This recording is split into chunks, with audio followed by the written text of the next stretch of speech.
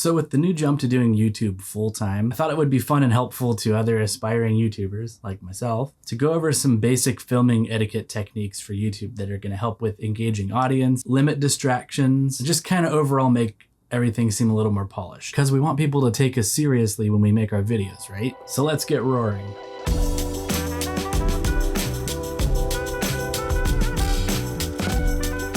What's up, y'all? Ryan here from Café Society. We provide small business tips, tricks, and marketing psychology secrets, all bundled together with a big ol' healthy dose of film nerd stuff. Cause I love me some movies.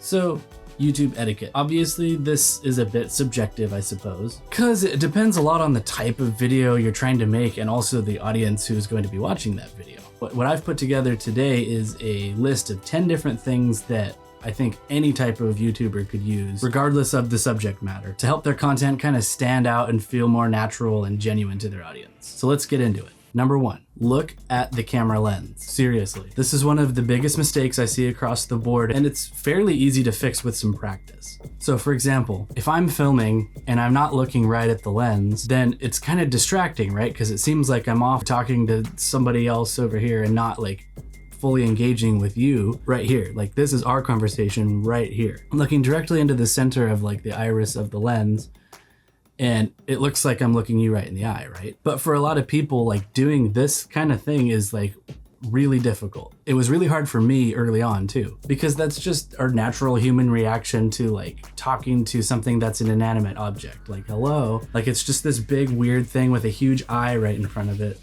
It's just weird. So here's the deal. Talking to a camera is awkward. It's always going to be weird. So we as YouTube creators, we just have to accept that fact. Some kind of tricks that you can do to make this a little more comfortable, so you can look right above the lens. Like, for example, I have a Panasonic camera, so I'm looking right at the Lumix logo. It's probably very close. One tip that I picked up from my former supervisor at Dutch Bros, Phil, he told me that you have to picture the camera as your audience, and then you have to talk through the camera. So not at the camera, but through the camera. Pretend that a good friend is sitting right on the other side of the camera, or actually bring in a real friend into the studio if you're comfortable with that and have them sit right behind the camera and just have a conversation with them. This may help to make things seem a little more natural, but I promise you will get more used to it with time and practice. Number 2, upgrade your audio first. A lot of people's initial reaction when they're growing their YouTube channel is to immediately upgrade all of their camera gear first. While a camera certainly can make a difference in the picture quality of your video, what's more important is having a really good microphone first. Studies show that people will tolerate bad video, at least for a while, but nothing loses audience members faster than bad audio. It doesn't have to be an expensive mic either. Any microphone is going to be better than nothing. Some cell phones even have a pretty solid microphone in them, like the newer iPhones, for example. This is an iPhone 12 Pro, but I would still recommend investing in something a little better. I would say Rode is a great company to look at. They have a few decent mics for under $100, and their professional series mics are freaking awesome. I actually use a Rode VideoMic Pro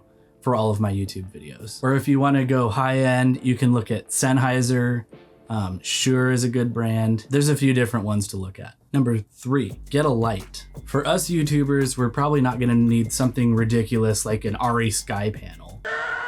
So on the higher of the lower end stuff, and not lower end like in quality, just lower end in price, you can look at a company called Aperture. One of the best ones is the Aperture 120D. Or if you want to go cheaper, you can look at something like a newer light panel. Light panels are cool. There's different types of lights. I'll do a different video about that later. If you're like really strapped for cash, I don't know, maybe grab some of the lamps in your house and bring them into where you're filming, or sit right next to like a big window or something, because sunlight works pretty well. Just any light is better than no light at all. Many content creators like to use ring lights like this one. These lights can be relatively cheap if you know where to look. Just remember that all lights are not created the same, and that often comes with light quality. So what I mean by light quality is some of the cheaper lights will have like color contamination.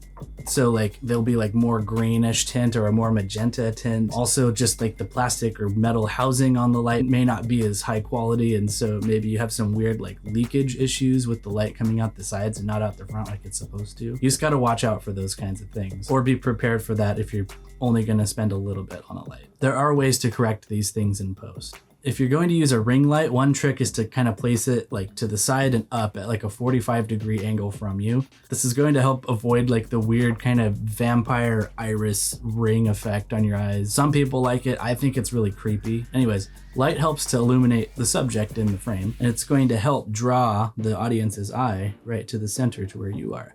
This subconsciously gives off the effect that you are the authority figure in this conversation. Overall, it just makes it look a little more professional. Number 4 is try to use B-roll in your videos. So what is B-roll? Okay, so if A-roll is like the main footage of your video, so it'd be me talking to you, then B-roll means any alternative footage or stock imagery or animations or anything else that you're including to help augment the story that you're trying to tell visually. In the filmmaking world, one of the most frequent things that's said is show, don't tell. If it's at all possible, show people footage or pictures or anything, because it's going to be way more interesting to them than to just hear you talk about it to the camera. People are developing shorter attention spans, so breaking up your video with other stuff for your viewers to look at besides your face, it's going to help keep them watching longer instead of getting bored and moving on. Some great places where you can get 100% free stock images and footage are pexels.com, pixabay.com, and unsplash.com. Go check them out. Number 5. Use a prompter. A teleprompter is a really great tool to use if you're still like feeling uncomfortable talking to the camera. Instead, you can just literally read off of a script that's scrolling and completely forget that the camera's even there. Most teleprompters have this glass screen that kind of acts as like a two-way mirror. So the camera is behind it, but you can't see the camera. All you can see is the words scrolling on that glass screen. You can project the words onto the screen with something like an iPad or a phone with an app like Teleprompter Premium, which is what I use sometimes. Alternately, if you don't have an iPad or a tablet, you can use a phone and just download like a free teleprompter app on your phone, and then just place the phone as close to the camera lens as you possibly can. Because remember, we want to keep eye contact with the lens if possible. Furthermore, you could get a free prompter app on your phone and then record yourself on the front-facing selfie camera with the prompter scrolling on the phone if you don't have a camera. Teleprompters vary widely in price and in quality, so be careful to look at all the reviews first before you make a purchase. One secret sauce tip that I use frequently for this, actually write my scripts in a way that sound more like how I would talk in real life to people. So it's more conversational. This can help when you're reading a prompter to not come across sounding really robotic and stiff. Instead, it will sound more genuinely like you. All right, so we've made it halfway through the video. Thanks for sticking around this long. Hey, if you're new here and you're digging these tips and tricks and just liking what you're seeing, I would like to invite you to like this video and subscribe to the channel and toggle that little bell icon to get notified for when we drop new content like this. Number 6. So this is an editing tip. Use J and L cuts. Let me explain this a little better. Think about the last time that you had a conversation with multiple people at once. When we speak to people, or when we are part of a conversation, very rarely are we looking directly at somebody before they start talking to us or reply to somebody else's comment. So like usually you're like talking to somebody here and then your friend is talking here, and then you go, oh, what was that? And you turn your head to look at them, and then this friend is talking here and you go, oh, what? Oh, hey. That's how we talk in normal conversations. So when you're editing a video, it's no different. You should be incorporating that natural human phenomenon of hearing first and then looking. And you can do this in an edit by using something called a J cut or an L cut. And they're nicknamed J and L just because of the shape that the footage and the overlapping audio makes when you cut them this way. It's kind of hard to explain without showing. It's the same thing like in the conversation. You hear the next clip's audio before you cut to it. This is kind of more of an advanced editing technique, but it's a really important one because it's gonna help speed up your video and make dialogue and transitions feel a lot more smooth. I'm probably gonna do a whole other video on this editing technique eventually, but for now, you can check out this video from Motion Array that breaks it down really nicely. Number 7, don't cut off your audio. It could be like the last couple of tones of a word that you were saying at the end of a sentence, or God forbid, chopping off the last couple of words. Nothing screams, I don't know what I'm doing, more than this mistake. It's really easy to fix if you pay attention and make sure that you proof watch your video before you launch it. I mean, sit down, watch the whole thing through and make sure there's none of these little errors. And if there are, just go back and fix those little things before re-releasing it. I know it takes a little more time, but it's really going to improve the quality of that video.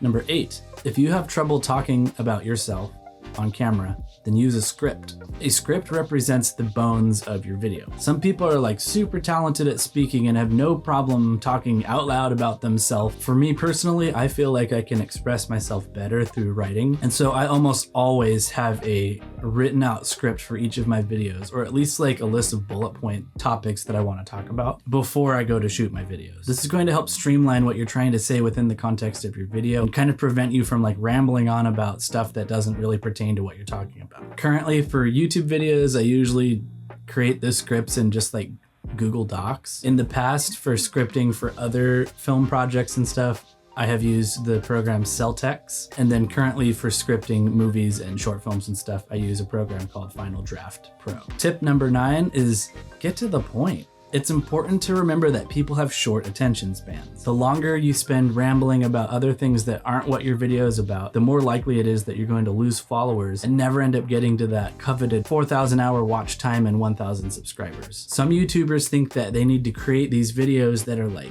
10, 20, 30 plus minutes long in order to like get more watch time and add like multiple ad breaks and like an ad break in the middle of the video. And I mean, those facts are true. Actually, your video only needs to be 8 minutes to get the ad break in the middle now. But for most of us who are just starting our YouTube channels, this stuff matters very little. All we need to do is focus on making good content at first and being consistent. Unless the subject matter of your video warrants a longer runtime, like for example, if you're explaining how to take apart an engine, it's probably better to cut it down as much as possible and just keep it to the point. And finally, tip number 10 is have a goal for each of your videos. Every time you sit down to film something, make sure you have a goal in mind of what you want to accomplish with that video. If you just wing it, it's not going to be as engaging to your audience as something that was engineered to do a certain thing for a certain reason. The only exception to this might be like a daily vlog type of YouTube channel. If you're just chronicling all the stuff that you're doing throughout the day, then it might seem a little bit more random. However, I would argue that the best vlogs, while containing some superfluous stuff, also usually have some kind of a highlight within their video. Often this is represented in the title of that vlog, like I bought a Lamborghini or our trip to New York City. You would hope that at some point in that video, you're gonna see that person showing off their sweet Lambo or like taking a picture with Spider-Man in Times Square. If you're just making content and putting it out there for no rhyme or reason, you're going to have a really hard time getting people to follow. Whether it's knowledge or education or just simply for entertainment reasons, people want to feel like they're getting something out of your video content. All right, that's it for today. I guarantee you that if you utilize these 10 tips, you will already be on your way to making some great YouTube content that your audience is going to appreciate and hopefully will want to stay for more. All right, blessings to you all, and I will see you soon. Peace.